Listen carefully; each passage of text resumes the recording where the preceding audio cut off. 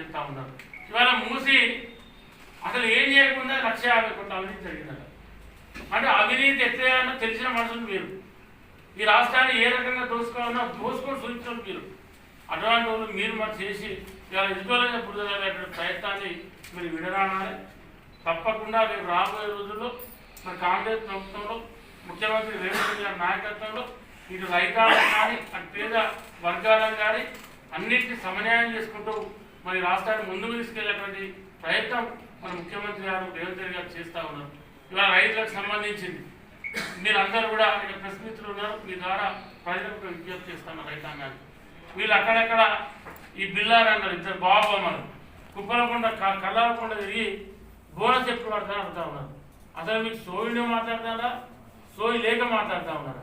కళ్ళాలలో వడ్డెత్తినాక IKP single window సెంటర్లలో paddy rice మిల్లుకి వేసిన తర్వాత ఎంఎస్పీ పడ్డాక బోనస్ పడుతుంది. అసలు జోకుడే కాదని మీరే చెప్తాను కదా, కాంట్రాల్లో పెడతారని చెప్పినాక బోనస్ ఎక్కడ పడుతుంది చెప్పండి ఒకసారి. ఇలా ఎంఎస్పీ పడ్డాక 4 to 5 daysలో ఇవాళ బోనస్ పడుతుంది. ప్రతి రైతుకు సన్న వాట్లకు మీ లెక్క ఏం చెప్పలేదు మా ప్రభుత్వాలు. ఇప్పుడు మా ముఖ్యమంత్రి కానీ మా మంత్రులు కానీ మేము ఎమ్మెల్యేలు కానీ ఇక్కడ కూడా పార్లమెంట్ సభ్యులు కానీ రైతులకు మీరు ఈ పంట పెట్టండి, ఈ పంట గా పంట పెట్టండి మీ లెక్క మేము ఏం చెప్పలేదు. పత్తి పెట్టకూడదు, పరిశ్రమ కాకూడదు, మళ్ళీ పొలాలు వరి పెట్టండి, మళ్ళీ వరిలో కూడా దొడ్డుబాటు పెట్టద్దు, సన్నవాటు పెట్టాలి, సన్నవాటద్దు దొడ్డుబాటు పెట్టదు, సన్నవాటు పెడతాం 100 బోనస్ ఇస్తాం నాకు తెలియదా అని చెప్పి ఇట్లా ఏం చెప్పాలి. మళ్ళీ ఒకసారి వడ్డే పెట్టద్దు మొత్తం. ఇలా ఇద్దరు జాగ్రత్తలే పంట తేడా ఉంటుంది. ఆ రైతుకే ఎరుక ఏ ఏ ఏ ఏ వ్యవసాయ భూమిలో ఏ పంట పెడితే ఆ పంట పడుతుంది. ఇలా మీరు ఒక రైతు పొలం పెట్టుకుంటే ఉడ్డు యువతలు తిరుగుతుంది, ఉడ్డవతలు తిరుగుతుంది పొలం. అంటే ఇంత తేడా ఉంటుంది. అది గమనించకుండా, అది తెలియకుండా మీరు ఇలా అబద్ధాలు ఆడుతా అంటే ప్రజలు గమనిస్తారు కదా, రైతులు గమనిస్తారు కదా. ఇవాళ వడ్డాల కళ్ళాలల్లో ఇలా సెంటర్లలో వడ్డేది చేయకముందు బోనస్ ఎక్కడ చేస్తుంది. అసలు మీరు సోయి ఉండి మాట్లాడుతున్నారా, సోయి లేక మాట్లాడుతున్నారా. మంత్రులు చేసిన 10 ఏళ్ళు గవర్నమెంట్లో ఉన్నారు. ఈ రకంగా అందరినీ అయోమయపరిచి అందరినీ మీ అబద్ధాలతో కన్ఫ్యూజ్ చేసేటువంటి ఆలోచన చేస్తూ ఉన్నారు. ఖచ్చితంగా రైతులకు ఒకటే విజ్ఞప్తి, 100కు 100% ప్రతి క్వింటాలు ప్రతి కిలో నుండి ఒక రైతు 1000 క్వింటాల వడ్డు పండించిన బోనస్ వస్తుంది.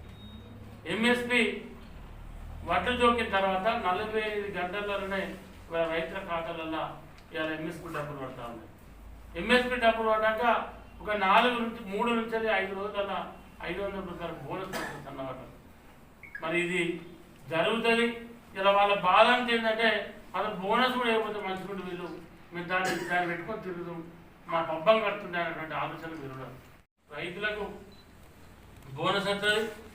వచ్చే ఏసంగి పంట నుంచి ఏదైతే ఇలా రైతులకు సంబంధించి మరి రైతు భరోసాకి ఏదైతే మరి రైతు ఉప కమిటీ ఉందో వాళ్ళు నివేదిక ఇవ్వగానే మరి ఏసంగి తప్పకుండా రైతు భరోసా కూడా వేసేటువంటి ఆలోచనలో ప్రభుత్వం ఉంది. దాని ప్రణాళిక కూడా ఇప్పటికే తయారు చేసుకుంది ప్రభుత్వం. అన్ని విధాలుగా ముందుకు పోతాం. మీ లెక్క మా ప్రభుత్వాల మా ఎమ్మెల్యేలు కానీ మంత్రులు కానీ మేము కానీ రైస్ మిల్లర్తో కుమ్మక్కై రైతుల వడ్డు కట్టికి పెట్టి దోసేటువంటి ఎవరు లేరు. మీరు గత 10 ఏళ్ళు దాన్ని కూడా వదిలిపెట్టారు.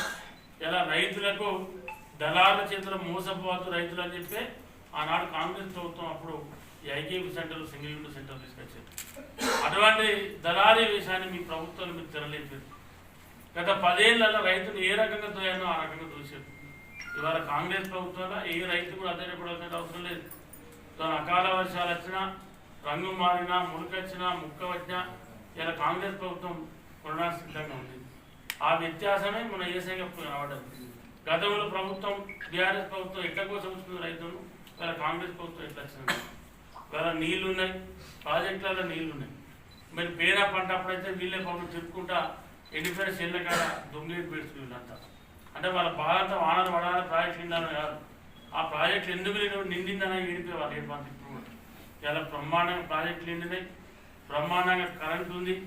ఇలా రైతులు ఏ పంట పెట్టుకున్నా కూడా మరి సాగునీరు కానీ కరెంటు కానీ ఇవ్వడానికి రేవంత్ రెడ్డి గారి ప్రభుత్వంలో సిద్ధంగా ఉంది.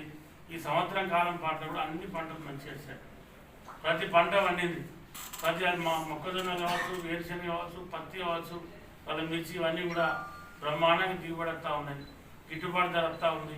కాబట్టి ఈ ప్రభుత్వంలో అన్ని వర్గాలు సంతోషంగా ఉన్నది.